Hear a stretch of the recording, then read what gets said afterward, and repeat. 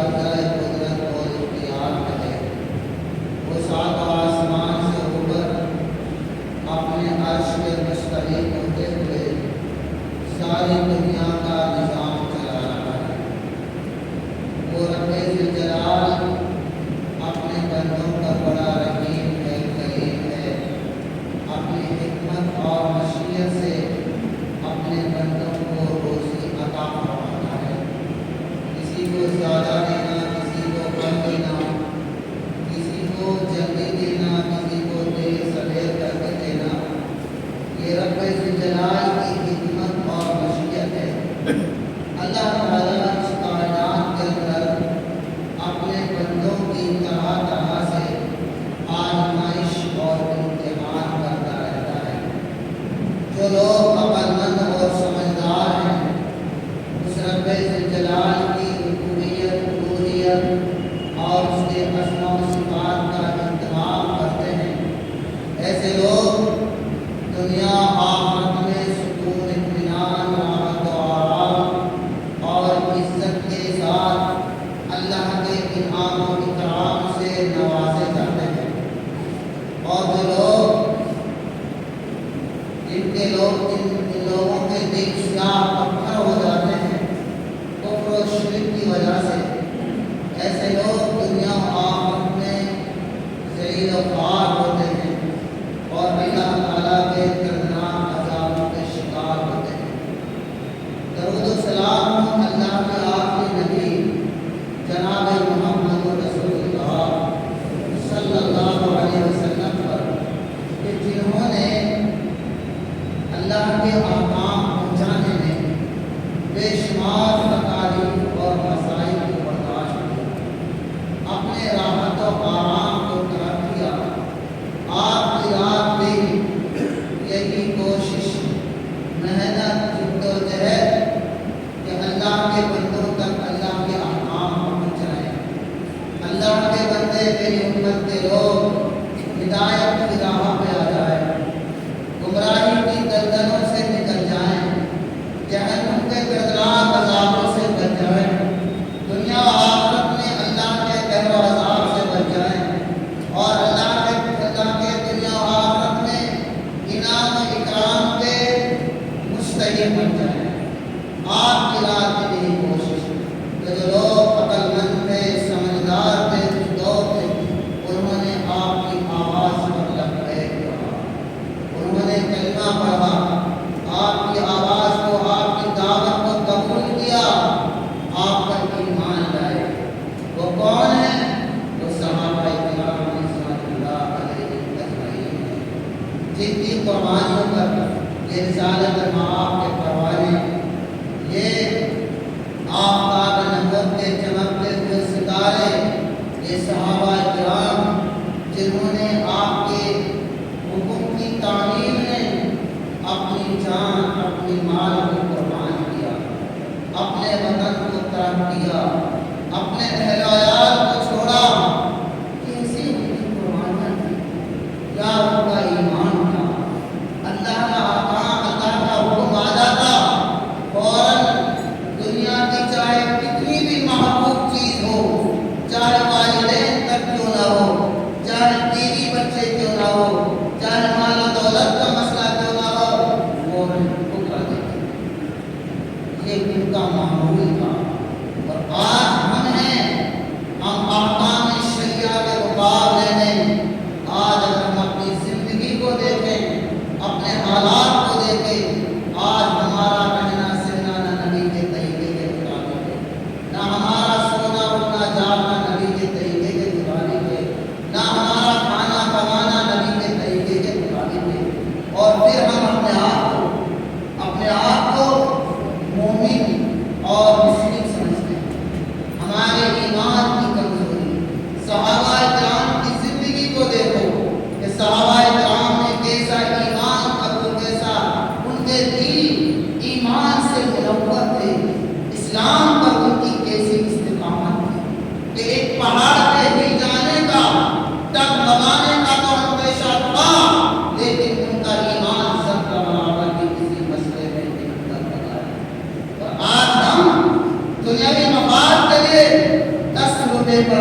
ضمیر وفا نہیں دیتے ہیں، اپنا ضمیر بیچ دیتے ہیں، اپنا ایمان سے ڈرملا جاتے ہیں، اپنی مسلمانیت کو انسانیت کو نہیں دیتے۔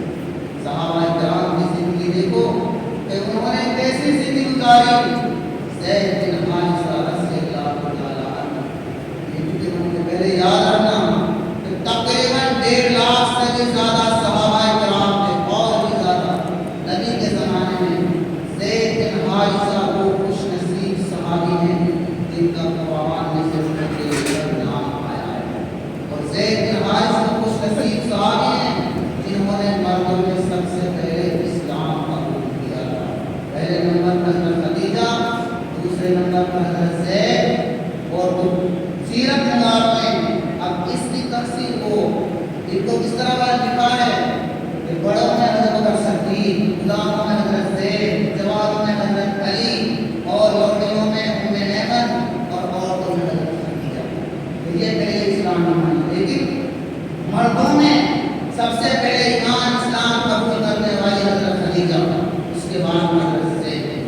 تو محترم حضرات، زید رضی اللہ تعالیٰ عنہ کا بڑا عجیب واقعہ ان کی زندگی تاریخ کے اندر ملتی ہے کہ انہوں نے کس طرح سے اپنی زندگی کو اللہ اور رسول کی احکام کے لیے قربان، تعمیر پر قربان کیا۔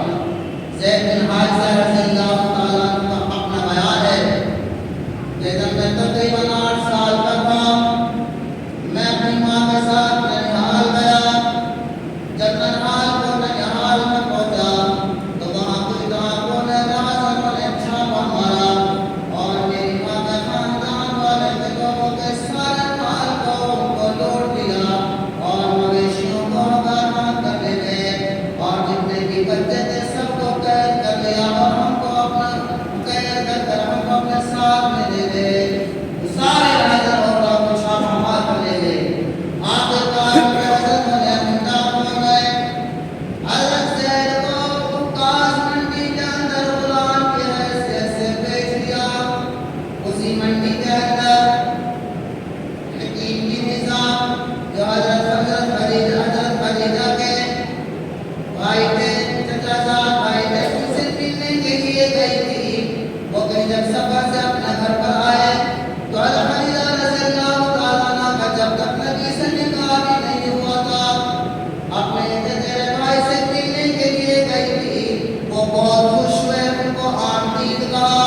ان کی آمد کے آنے سے، ملنے سے، ان کی ملاقات سے اتنے خوش ہوئے، حکیم کی نظام بطور توبہ کے ان کے لیے حضرت زید کو پیش کر دیا۔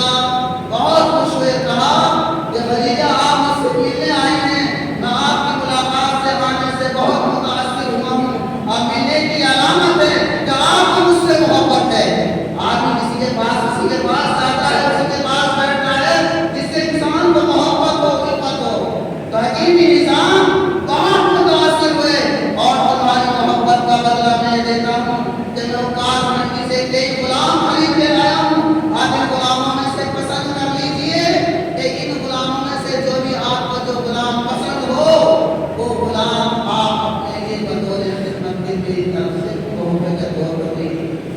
حضرت خدیجہ رضی اللہ عنہا نے دیکھا 3-4 لڑکے تھے، تو ان میں سے حضرت زید بن حارثہ، ان کے چہرے سے شرافت اور ذہانت، عقل مندی، سمجھداری نمایاں ظاہر ہو رہی تھی۔ حضرت خدیجہ نے حضرت زید کو پسند کر دیا اور کہا کہ مجھے یہ لڑکا پسند ہے۔ ان کو لے آئی اور کچھ دنوں تک انہوں نے حضرت خدیجہ کی خدمت کی۔ تو کچھ دنوں کے بعد اللہ کا نبی جناب محمد رسول اللہ صلی اللہ علیہ وسلم سے حضرت خدیجہ کا نکاح ہو گیا۔ نکاح ہونے کے بعد حضرت خدیجہ نے بطور تحفہ کے طور پر حضرت زید کو اللہ کے نبی صلی اللہ علیہ وسلم کے لیے دے دیا۔ تو حضرت زید اللہ کے نبی صلی اللہ علیہ وسلم کی خدمت میں رہنے لگے، غلامی کی زندگی گزارنے لگے۔ حضرت زید آپ کے اخلاق کردار سے بڑے متاثر ہوئے۔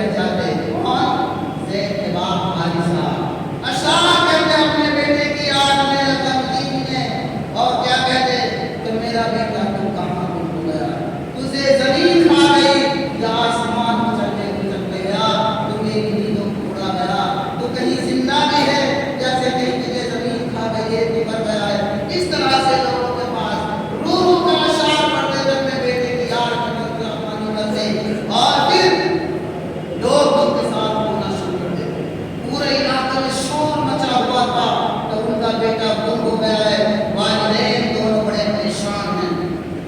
آخرکار ان کی بستی کے لوگ مکہ مکرمہ خانہ کعبہ کی زیارت کے لیے آئے، وہ طواف کر رہے تھے، اچانک انہوں نے دیکھا کہ سیل ان کے سامنے سے گزر رہا ہے۔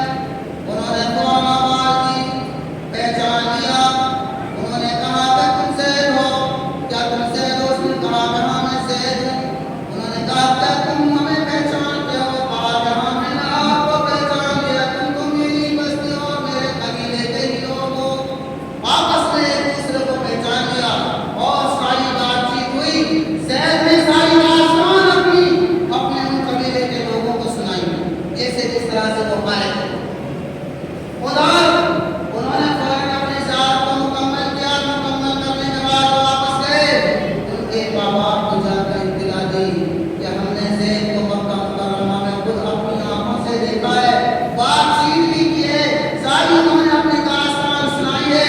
زید حیات میں زندہ ہیں اور محمد نام صلی اللہ علیہ وسلم کے بعد وہ وطن غلامی کے زندگی گزار رہے ہیں۔ تو انہوں نے فوراً حضرت زید کے والد حارثہ نے بہت ساری رقم دی تھیلے میں، اپنے بھائی کعب کو ساتھ میں لیا اور ساتھ میں لے کر فوراً مکہ مکرمہ کی طرف روانہ ہو گئے۔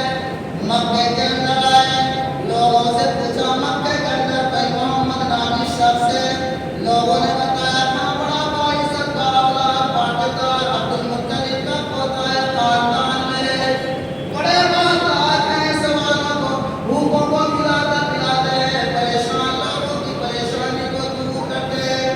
لوگوں نے بڑی بڑی تعریف کی اور تعریف سن کر تلاش سے محمد صلی اللہ علیہ وسلم کے گھر آپ صلی اللہ علیہ وسلم سے ملاقات کی۔ حضرت زید اس وقت موجود نہیں تھے، تو ملاقات کی۔ ملاقات کرنے کے بعد انہوں نے پہلے آپ کی جیسے جس کی تعریفیں سنی کی، اس تعریف کے بارے میں بتایا کہ آپ کے بارے میں ہم نے بہت اچھی تعریف سنی ہے، لوگ آپ کے مکے والے تعریف کرتے اور تعریف کو نہ کرتے۔ اس وقت تک آپ کو نبوت نہیں ملی تھی، قرآن نازل نہیں ہوا تھا، لوگ نبوت سے پہلے امیر اور صادق کا لقب سے محمد نہیں کہتے تھے، لقب سے امیر اور صادق کے نام سے پکارا کرتے تھے۔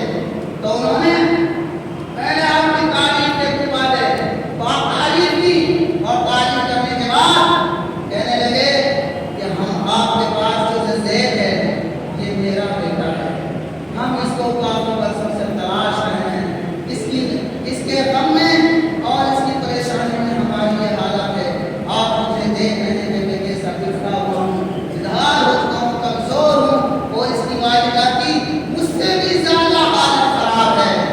آپ سے گزارش ہے آپ اپنے منہ سے مان لیجیے، اگر جتنی آپ کو رقم کی ضرورت ہے آپ رقم لے کے آیا ہوں، میں آپ کو اتنی رقم ادا کر دیتا ہوں اور میرے بیٹے کو آپ آزاد کر دیجیے۔ اللہ کا نبی جناب محمد رسول اللہ صلی اللہ علیہ وسلم کا حال دیکھیے، فرمایا مجھے تمہارے مال کی ضرورت نہیں ہے، تمہاری دولت کی ضرورت نہیں ہے، صرف ایک تجویز ہے، وہ تجویز آپ کو آپ کے سامنے میں رکھتا ہوں، آپ اس تجویز کو قبول کریے۔ یہ ہے کہ اگر زید کو میں بلاتا ہوں، زید علی آنے والے ہیں اور آپ کے سامنے ان کے طرف سے تجویز رکھتا ہوں، اگر زید آپ کے ساتھ جانا چاہتا ہے تو بخوشی میں اجازت دے دیں، مجھے کوئی رقم نہیں چاہیے، کوئی دولت نہیں چاہیے، بخوشی آپ کے ساتھ جائے، میں زید کو آزاد کرتا ہوں، چھوڑتا ہوں تمہارے ساتھ نہیں۔ اور اگر زید میرے پاس رہنا چاہتا ہے تو پھر ان کو آپ کے ساتھ جانے پر نہ میں مجبور کروں نہ آپ مجبور کروں گے۔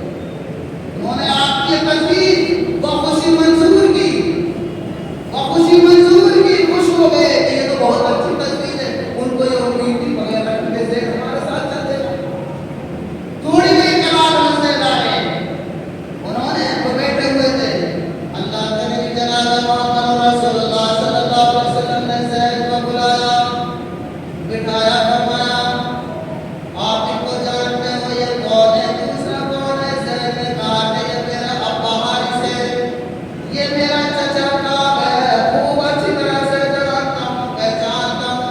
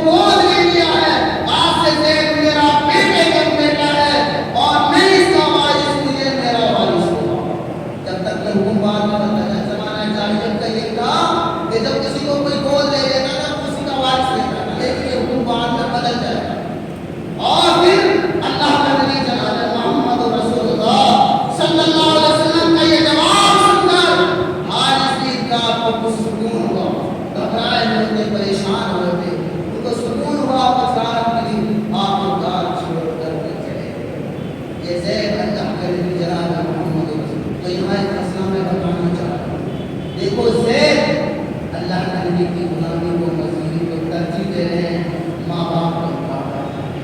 اور آج ہمارا حال ہے کوئی کہتا ہے کہ دیور نہیں ملی, کوئی کہتا ہے مل گئی کہ بھاگ گئی, کوئی کہتا ہے کاروبار مشینیں خراب ہوئی, کوئی کہتا ہے نقصان پڑ گیا, یہ ہو گیا. مدرسے چوری بھاگے اخلاق کا یہ ساری پریشانیاں دیکھ کر کے کہتے ہیں کسی اس کو دکھاؤ کسی کسی بات کو ہندو کرتا ہے تو یہ کہا ہے.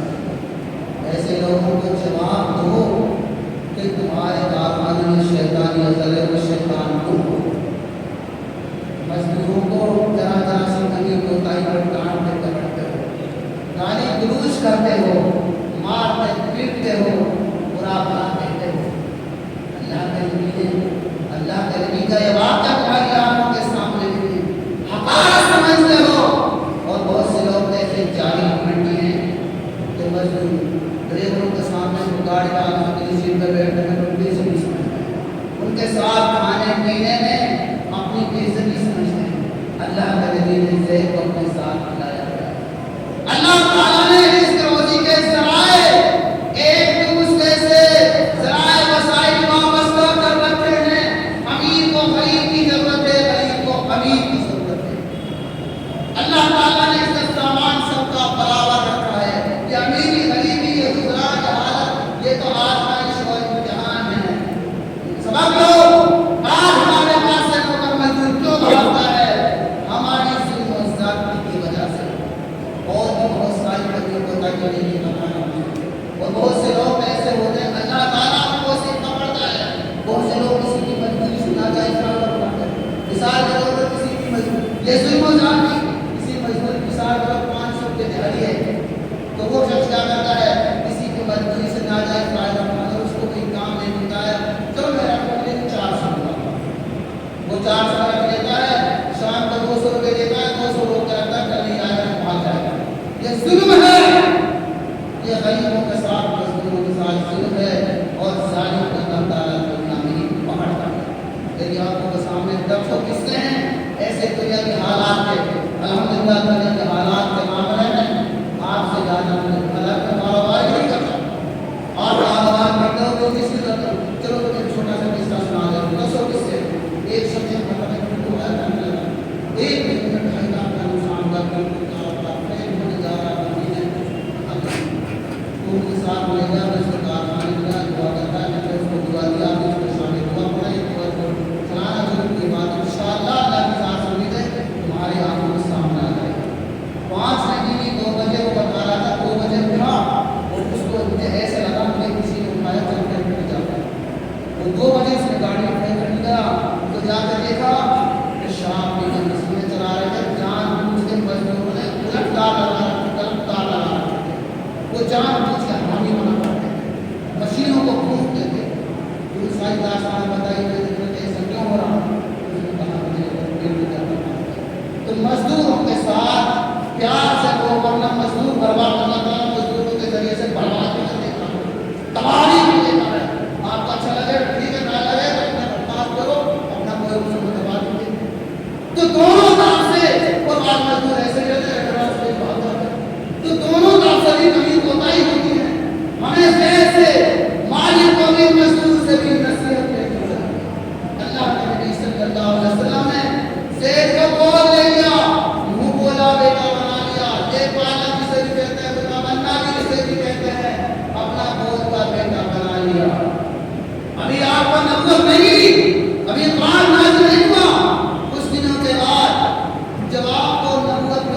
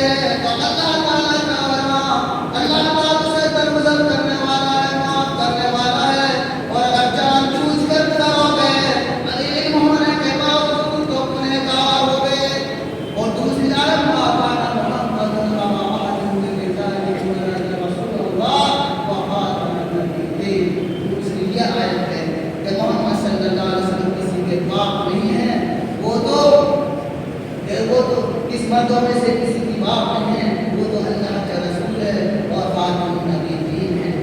तो ये दिवाएं इसके बारे में हमें इसका और बताना है। अक्सर वैसे हमारे समाज में ये गलती होती है, वरासत का हकदार कागजात में उसी का नाम लिखा जाएगा जिस मियाँ बीवी के सोहबत से जो बच्चा पैदा होगा, कागजात में उन्हीं का माँ बाप नाम लिखा जाएगा। हदीस शरीफ में आया है, तीन हदीस मैं आपको बताता हूँ। और अगर कोई शख्स दूसरे का नाम लिखवाते हैं, अल्लाह के नबी ने फरमाया कुफ्र किया। एक हदीस में आता है हराम अलैहि जन्नह, उस पर जन्नत हराम है। एक हदीस में आता है उसका ठिकाना जन्नत है। अगर कोई दूसरे का नाम वो लो लेना चाहिए, लेकिन बाप का माँ बाप का नाम उन्हीं का चलेगा जिनके नुक्ते से वो पैदा हुआ है, वो देने वाला नहीं लिखा जाएगा।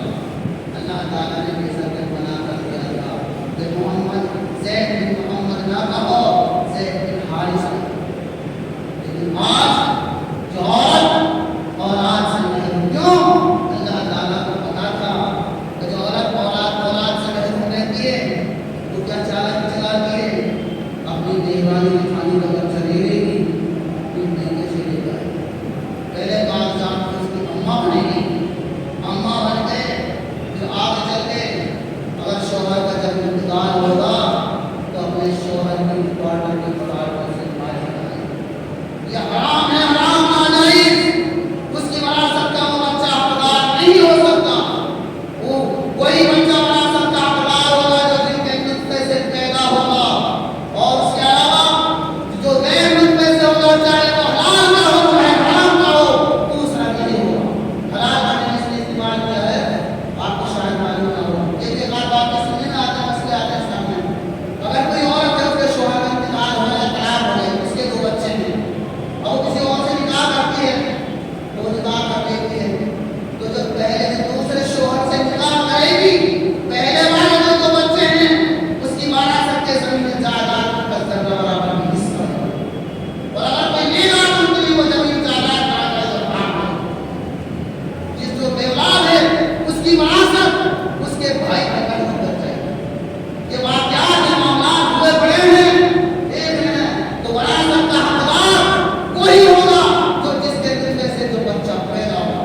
उसमें तमाम ज़िना को शरीयत का हराम को करार दिया है, इसलिए शरीयत में अल्लाह ने हराम करार दिया है। अगर जब ज़िना किया जाए तो ज़िना से पैदा होने वाला बच्चा असली शौहर की वरासत का हकदार नहीं हो सकता। और अगर उस बच्चे को गिराओगे, साफ करोगे तब भी हराम, पैदा करोगे उसकी वरासत का हकदार बनाओगे तब भी हराम। इसलिए अल्लाह ताला ने ज़िना को हराम करा दिया। फरमाया, मुझे कह रहा था आगे चलो, कागजात मिलेगी और हर मामलात मिलेगी तो असली उसका नाम चलेगा जिसके नुत्फे से दुनिया में उनके सोहबत से कोई बच्चा पैदा हुआ। ज़ैद बिन हारिसा रज़ियल्लाहु ताला अन्हु। अल्लाह की बड़ी करामत, अल्लाह के नबी की मोहब्बत देखो। अल्लाह के नबी जब अगर मोहम्मद रसूलुल्लाह सल्लल्लाहु अलैहि वसल्लम जब अल्लाह ने मना कर दिया, ए मोहम्मद, ज़ैद बिन मोहम्मद मत कहलो, ज़ैद बिन हारिसा ही कहलो। ठीक है, आपने गोद दे दिया, देवाल के तमन्ना बना सकते हो, लेकिन आपके हकीकी आप उसके हकीकी बाप या हकीकी बाप को हारिस लेगा दुनिया में भी आखिरत में। एक मसला मुझे याद आया, बहुत से लोग कहते हैं कि क़यामत के दिन माँ के नाम से पुकारा जाएगा। ये झूठ बकवास है, ये सही मौजूद बात है। बुखारी शरीफ की हदीस है कि बाप का अन्नास यौमल क़यामत की आवाज़, क़यामत के रोज़ बापों के नाम से बुलाया जाएगा, बाप के नाम से नहीं बुलाया। दुनिया में भी बाप के नाम से नजर चलेगी,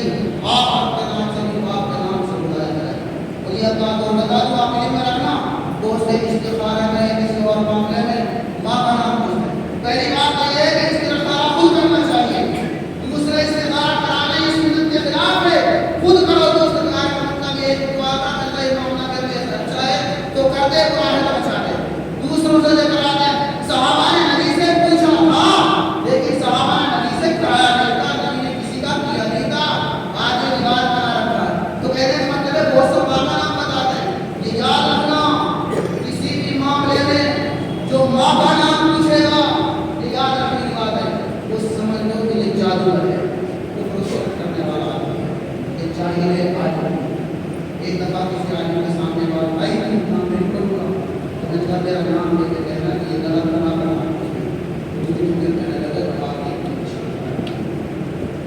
لیکن میرا یہاں کی دنیا کا کوئی نہیں تو آخر کہا زید بن زید حضرت بن حارثہ رضی اللہ تعالیٰ عنہ بڑے جلیل القدر صحابی اللہ کے نبی نے ان کی محبت میں اپنی خوبی ذات بہن زینب بنت جہش یا زینب بنت امیہ کی بیٹی کی امیمہ اپنی خوبی ذات بہن سے رشتہ ڈال دیا، پیغام بھیجا۔ زینب نے اور ان کے بھائیوں نے ناگواری کا اظہار کیا کہ زید کا غلامی کا تقویٰ ہے، یار بڑے اونچے خاندان والے ہیں، ہمیں وجاہت منصبے والے ہیں۔ اللہ نے قرآن میں نازل فرمایا وما كان لمؤمن ولا مؤمنة إذا قضى الله ورسوله أمرا أن يكون لهم الخيرة من أمرهم، جب اللہ کے رسول کسی معاملے کا فیصلہ کر دیں تو کسی مومن کو اور کسی مومنہ عورت کو، کسی مومن مرد کو یہ اختیار نہیں ہے کہ وہ اپنی مرضی چلائے، اپنی مرضی دکھائے۔ اگر اپنے آپ کو مومنہ سمجھتے ہیں اللہ کے رسول کے سامنے اپنی اپنی مرضی کو قربان کر دیں۔ ومن يعص الله ورسوله فقد ضل ضلالا مبينا، اور اگر اللہ کے رسول کی بات نہیں مانی تو وہ کھلی ہوئی گمراہی ہے۔ جب اللہ کا یہ حکم نازل ہوا تو زینب نے اس کے بھائیوں نے فوراً قبول کر لیا۔ اللہ کے نبی نے حضرت زید کا نکاح زینب سے کر دیا۔ اب زینب کو ہلکے میں لیتی وہ نیچے نہیں مارتی تھی، زید بیچارہ نیچے نہیں مارتی کرتی تھی، لوگ کو مشہور نہیں مارتے۔ اللہ کے نبی سے آ کر شکایت کرتے تھے اللہ کے رسول زینب نے نکاح یہ رشتہ ناگوار کہتے ہیں کہ یہ طلاق سمجھا جائے گا۔ اللہ کے نبی نے طلاق نہیں دیں گے اور کو دکھانا ہے، کرنا ہے۔ ادھر بات ابداس رہتے غمگین رہتے کہ زینب مجھے ہلکے میں لیتی ہے اور ان کی دونوں کے آپس میں اندر رہتے۔ آخرکار اس سے جو اگلی آیت ہے کہ استغفروا للذی انعم اللہ علیہ، اس پوری آیت میں وقت نہیں ہے تفسیر کے لیے۔ آخرکار اللہ نے وحی کے ذریعے سے پہلے ہی نبی کو آگاہ کر اطلاع کیا کہ زید کی زینب کی طلاق ہوگی اور بعد میں پھر آپ کا نکاح ہوگا اور نکاح بھی عرش والا آپ کا کرے گا اور پھر یہ جاہلی نسل کی توڑی جائے گی کہ جو گود کے لیے وہ سے نکاح گود کے بیوی سے نکاح جائز ہے۔ زمانہ جاہلی تو برا سمجھتے تھے، بات اللہ کے نبی کا نکاح ہوا، آسمان پر ہوا